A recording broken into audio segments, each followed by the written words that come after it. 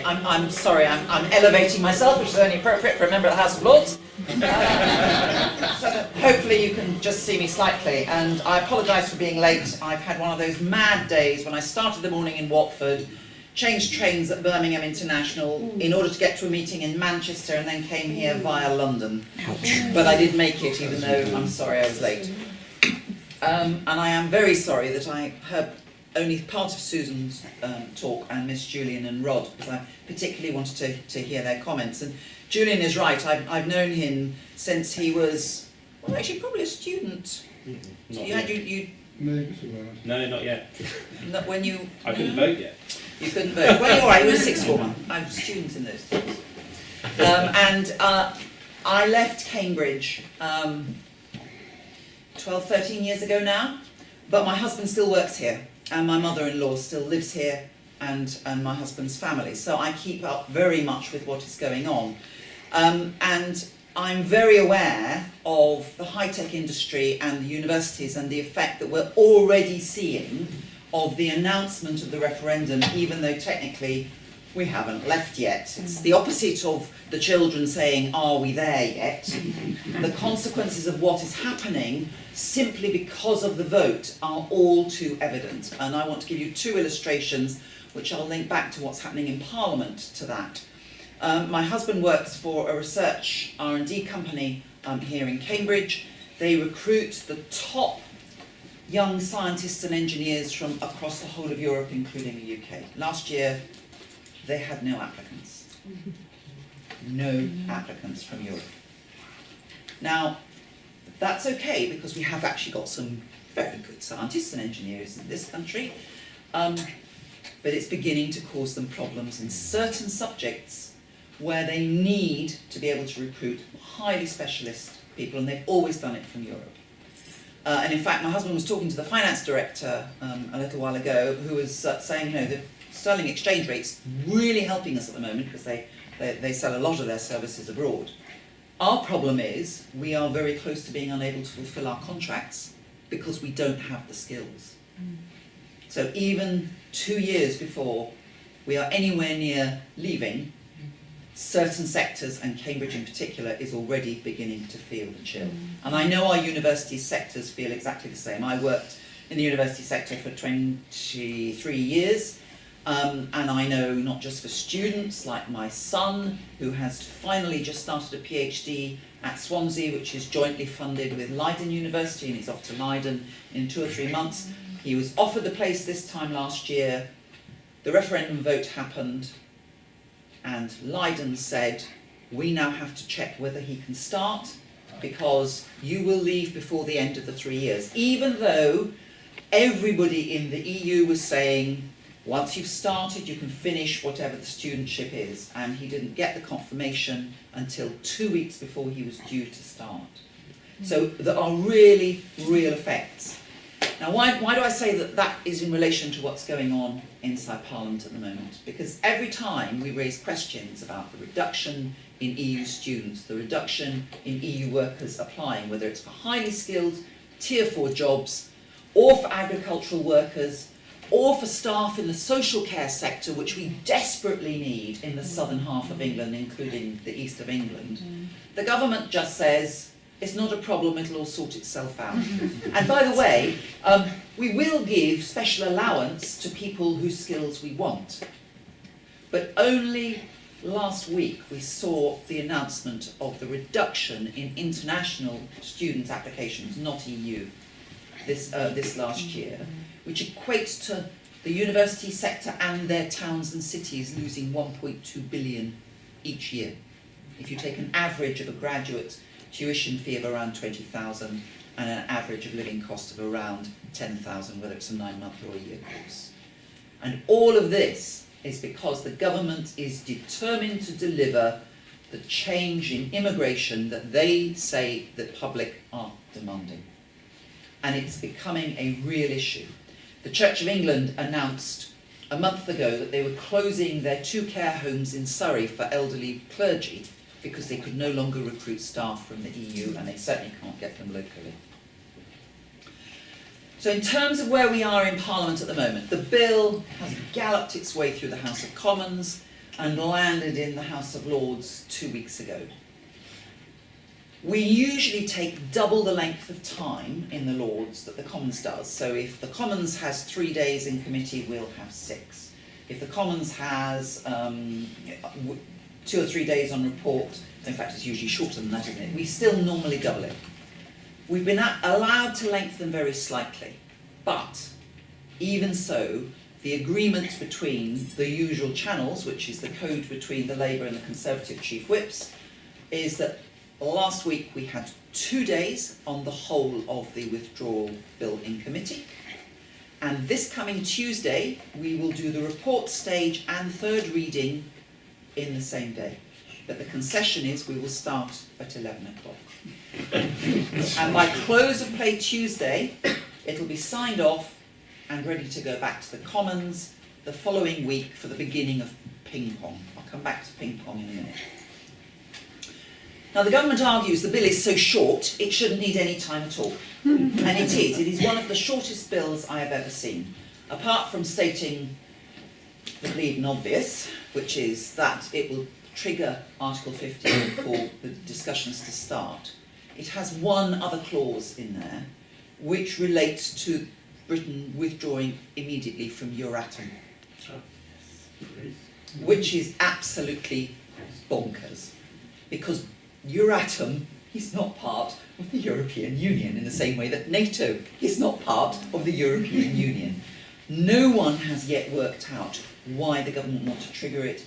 One of my colleagues, Robin Teverson, had an amendment on this last week, and the response he got from the minister was unintelligible.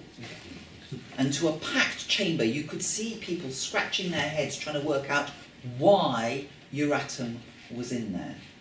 We have many, many other international agreements that will need to be renegotiated once we leave the European Union, and Euratom is just one of those.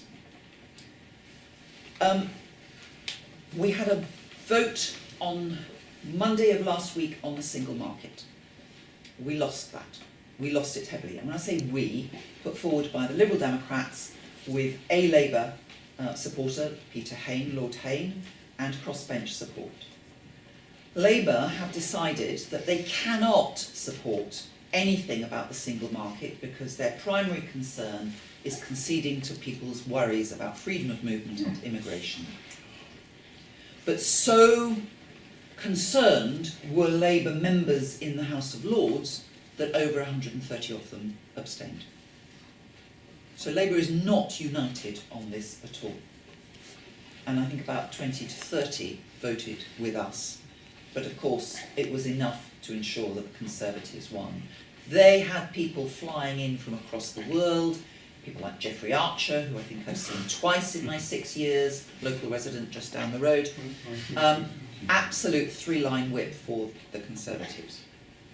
And then on Wednesday, we had the key vote for us, the one that we knew that we could make some real progress on, which was allowing EU residents in the UK to have a right of residency after we leave the EU. And quite a lot of people have been asking, why on earth didn't you also ask for British residents abroad? Mm-hmm. Unfortunately, when we are doing legislation in the UK, you are only allowed to have on the face of a bill, literally on the writing on the bill, things that are within scope of the UK legislature. Mm-hmm. And we do not have the right to talk about what happens to Brits abroad. So we did. We had Lib Dem, Labour, Conservative and crossbench support on that, and we won the vote by 102 on Wednesday evening. So the Commons will have to debate it when it comes back to the Commons. This Tuesday there will be a vote on the final say by Parliament. That's being put by Labour. We have an amendment as well.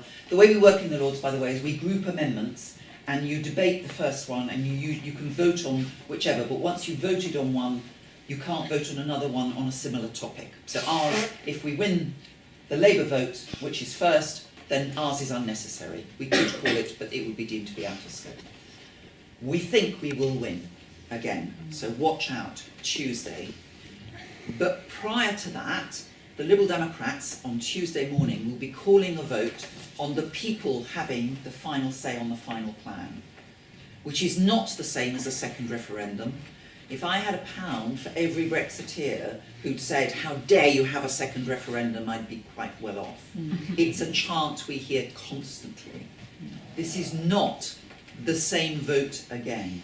And there's a very good reason for that, which is in my travels around the country, as president of the party, I hear lots of stories, and just 2 or 3 to help you understand why people outside the hotspot, the high-tech hotspot of Cambridge, are beginning to realise the impact. In Cumbria, where I was a month ago, one of our councillors was talking to a farmer, our councillor was a farmer, and the farmer said, well, I voted Brexit because I am fed up with my cat payments being so slow.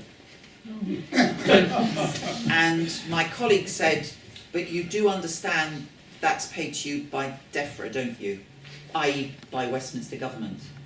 And he literally turned to my colleague and said, oh my God, I voted the wrong way.